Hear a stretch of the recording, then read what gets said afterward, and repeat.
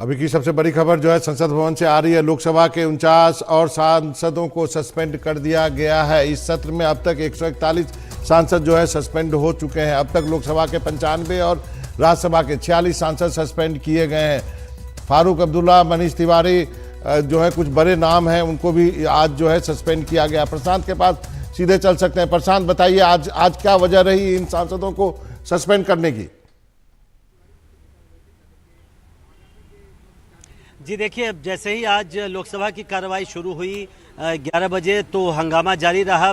जो विपक्ष के सांसद हैं वो लगातार जो संसद की सुरक्षा में चूक हुई है उस पर सरकार से जवाब मांग रहे थे और उस हंगामे के चलते 12 बजे तक पहले लोकसभा की कार्यवाही स्थगित की गई। उसके बाद जैसे ही 12 बजे कार्रवाई शुरू हुई तो हंगामा जारी रहा। सरकार का ये कहना है कि कल भी जो सांसद सस्पेंड किए गए थे उसकी बड़ी वजह ये थी कि संसद में, लोकसभा में प्लेकार्ड लेकर सांसद पहुंच रहे थे जो कि लोकसभा के नियमावली के खिलाफ है। सरकार का कहना था कि कल प्रताप सिम्हा जो बीजेपी के सांसद हैं उनकी फोटो लगी प्लेकार्ड लेकर सांसद पहुंचे थे, विपक्षी सांसद, और आज खुद प्रधानमंत्री नरेंद्र मोदी की तस्वीर वाली प्लेकार्ड लेकर विपक्षी सांसद पहुंचे थे। तो इसी को आधार बनाकर जब 12:30 बजे सदन की कार्यवाही शुरू हुई और हंगामा जारी रहा तो लोकसभा में जो चेयर पर बैठे थे राजेंद्र अग्रवाल, उन्होंने सभी सांसदों का नाम पढ़ा और उसके बाद सरकार की तरफ से अर्जुन राम मेघवाल जो संसदीय कार्य मंत्री हैं उनकी तरफ से एक मोशन मूव किया गया और 49 नाम को पढ़ा अर्जुन राम मेघवाल ने। और आपने जैसा कहा कि कुछ बड़े बड़े नाम हैं, प्रमुख चेहरे हैं विपक्ष की तरफ से, चाहे वो फारूक अब्दुल्ला हो, सुदीप बंदोपाध्याय, ये दोनों अपनी अपनी पार्टियों के सदन में नेता हैं। इसके अलावा मनीष तिवारी और शशि थरूर दोनों पूर्व केंद्रीय मंत्री हैं। इसके अलावा डिम्पल यादव और भी लगभग विपक्ष के कई बड़े नेताओं को आज सस्पेंड किया गया। तो आपने बिल्कुल ठीक कहा, अगर संख्या को जोड़े, हालांकि आज की संख्या को लेकर थोड़ा कंफ्यूजन भी था क्योंकि सरकार की तरफ से पहले 48 नाम पढ़े गए, फिर 49 नाम पढ़े गए, एक नाम और भी जोड़े गए, लेकिन अब जो संख्या निकल कर आ रही है क्योंकि एक नाम 2 बार पढ़ दिया गया था तो 49 सांसदों को आज सस्पेंड कर दिया गया है। जो सदन की जो सत्र की बची हुई अवधि है यानी 22 दिसंबर तक के लिए उनको निलंबित कर दिया गया है। प्रशांत, एक बहुत संक्षिप्त में आपसे सवाल था कि यहाँ पर सिर्फ निलंबित इनको किया गया है या कुछ को प्रिविलेज कमेटी को भी भेजा गया है? कल हमने देखा था कुछ सांसदों को जो है वहां पर भेजा गया था।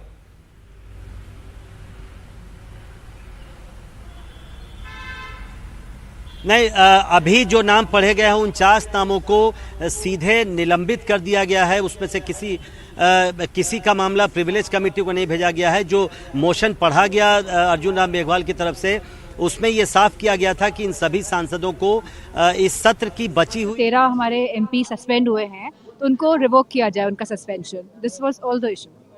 मैम एक सेकंड वाली है दिल्ली में और योगी भी यही है और पटना में पोस्टर लग गया। अगर सच में जीत चाहिए तो कुछ कह रहे थे, लेकिन अखिलेश हमारे सहयोगी, बड़ी सहयोगी अखिलेश के पास चलते हैं। अखिलेश, बताइए, ये तो बहुत बड़ा सस्पेंशन है। हाल के दिनों में देखें तो इतने सांसद जो है विपक्ष के सस्पेंड किए गए हों। बिल्कुल, अगर इससे पहले अगर हम याद करें तो 1989 में ऐसा हुआ था जब 63 विपक्ष के सांसदों को निलंबित किया गया था और तब मामला अलग था। एक ठक्कर आयोग की रिपोर्ट आई थी जिसमें आर.के. धवन को लेकर टिप्पणियां की गई थी जो कि तत्कालीन प्रधानमंत्री राजीव गांधी के काफ़ी करीबी थे। उस मामले को लेकर के जब सांसदों का विरोध था तो उसके बाद 63 सांसदों को निलंबित किया गया था, लेकिन ये 3 दिनों के लिए था और बाद में सस्पेंशन जो है 3 दिनों के बाद वापस ले लिया गया था। लेकिन अब ये जो है लगातार हर दिन आंकड़ा लगातार बढ़ रहा है और ऐसा लग रहा है कि शायद 22 तारीख तक संसद का सत्र खत्म होते होते समूचा विपक्षी कहीं सस्पेंड न कर दिया जाए। वैसे इस बात की संभावना अब कम है कि सत्र जो है 22 तारीख तक चले, क्योंकि बिना विपक्ष के मुझे नहीं लगता कि सत्र चल पाएगा और न ही सरकार कोई अपनी ओर से बिल पारित कराने का प्रयास करेगी। लेकिन अब जबकि चुनाव में केवल 3 महीने का वक्त बचा है और ये जो शीतकालीन सत्र एक तरह से आखिरी सत्र है 17वीं लोकसभा का, क्योंकि जो जनवरी के अंत में सत्र शुरू होगा वो सिर्फ वोट एंड अकाउंट के लिए होगा, उसमें ज़्यादा विधायी कार्य नहीं हो सकता। तो इस लिहाज से जो भी जोर लगाना है सत्ता पक्ष विपक्ष को, वो इसी सत्र में लगा रहे हैं। आज सुबह भी बीजेपी संसदीय दल की बैठक हुई थी, जिसमें कि पीएम मोदी ने विपक्षी सांसदों पर तीखा निशाना साधा था। उन्होंने कहा था कि जिस तरह से कुछ विपक्षी दल संसद की सुरक्षा में घुसपैठ करने वालों का समर्थन कर रहे हैं, ये बहुत खतरनाक है। उन्होंने कहा कि एक तरह से ये दिखा रहा है कि क्या कहीं इनकी पूरा समर्थन तो इनको नहीं मिला हुआ है। तो ये भी एक बहुत महत्वपूर्ण मुद्दा है जो पीएम मोदी ने अपनी ओर से उठाया है। और निश्चित तौर पर जो विपक्ष के हमले की धार है उसको कुंद करने के लिए ये बयान दिया गया है कि क्या कहीं विपक्ष की मिली भगत तो नहीं है, जिस तरह से वो समर्थन कर रहे हैं, क्या ये खतरनाक नहीं है। ये भी बात पीएम मोदी की ओर से कही गई है। और उन्होंने कहा कि विपक्ष का जो रवैया है उसको देख करके लगता है कि वो ये मन मान करके बैठ चुके हैं कि उन्हें जहां बैठे हैं वहीं बैठना है, उन्हें सत्ता पक्ष की ओर नहीं आना है। यहाँ तक उन्होंने कहा कि कुछ जो बुजुर्ग और बीमार नेता हैं वो भी बीजेपी को हटाने के लिए सक्रिय हो गए। तो ये सारी बातें पीएम मोदी ने आज सुबह बीजेपी सांसदों को कही। तो यानी सत्ता पक्ष जो है उसका भी रुख बिल्कुल स्पष्ट है, वो भी उसी तरह से आक्रामकता के साथ विपक्ष का जवाब देना चाहता है। जिस तरह से विपक्ष वहां पर मुद्दा उठा रहा है, विपक्ष की मांग बिल्कुल साफ है। विपक्ष कह रहा है कि जिस तरह से ये संसद की सुरक्षा में चूक हुई है, इसके बाद गृह मंत्री अमित शाह को यहाँ आकर बयान देना चाहिए। लेकिन अखिलेश जी यहाँ पर क्योंकि सरकार का रुख तो स्पष्ट लग रहा है, लेकिन विपक्ष आपको लगता है थोड़ा कंफ्यूज यहाँ पर हो गया है। संसद में सेंध का मुद्दा जो है उठा था, अब वहां से बात इस बात पर आ गई है कि जो मुद्दे वो उठा रहे थे उन पर चर्चा यहाँ पर हो कि महंगाई और ये तमाम बातें जो है। देखिए, ये विपक्ष को आकलन करना पड़ेगा कि ये जो मुद्दा है संसद की सुरक्षा में सेंध का, क्या ये इतना बड़ा मुद्दा है जिसको लेकर के इतना ज़्यादा आगे तक जाया जाए।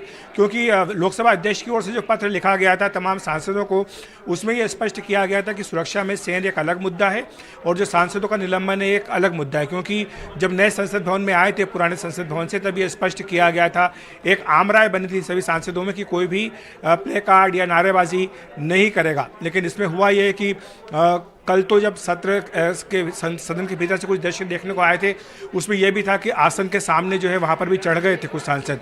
तो इस तरह के जब दृश्य दिखाई देंगे तो इसीलिए निलंबन की कार्रवाई की गई है, ये सरकार की ओर से कहा गया है।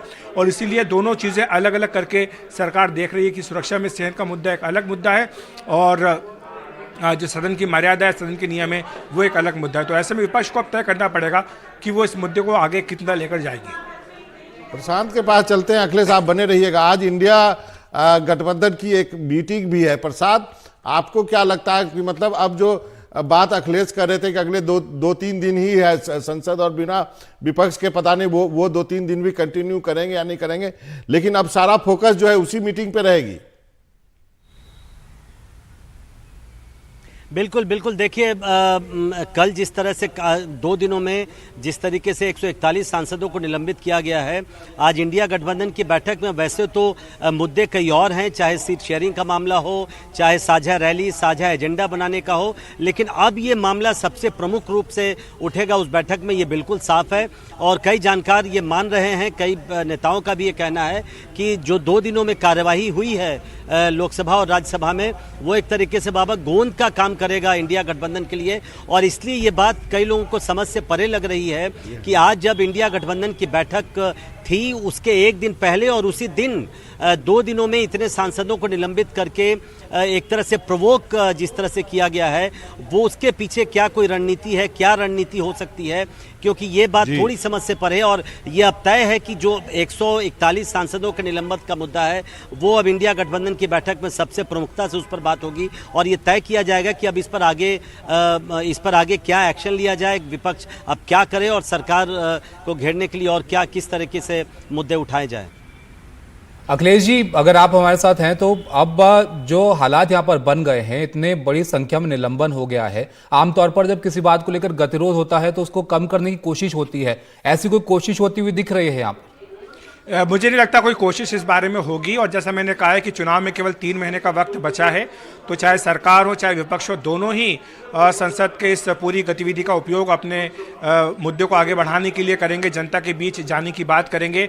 लेकिन जैसा मैंने कहा कि क्या ये मुद्दा इतना बड़ा है जिसे लेकर विपक्ष को जनता का समर्थन मिल सकता है, क्योंकि जहाँ तक संसद की सुरक्षा में सेंध का मसला है, हमने देखा है कि इससे पहले भी कई बार ऐसा हुआ है कि जब सदन में लोगों ने नारेबाजी की, दर्शक दीर्घा से पर्चे फेंके हैं, या एक सांसद तो जो है वो पिस्तौल तक लेकर के आ गए थे, या किसी ने यहाँ पर जो है मिर्ची का जो स्प्रे था वो कर डाला था। तो ये सारी घटनाएं पहले भी होती आई हैं, और जैसा कि बार बार कहा जा रहा है कि संसद की सुरक्षा का जो जिम्मा है वो सचिवालय का होता है, इसमें गृह मंत्रालय की कोई भूमिका नहीं है, और ये हमेशा से होता आया है 70 साल से भी अधिक के संसदीय इतिहास में।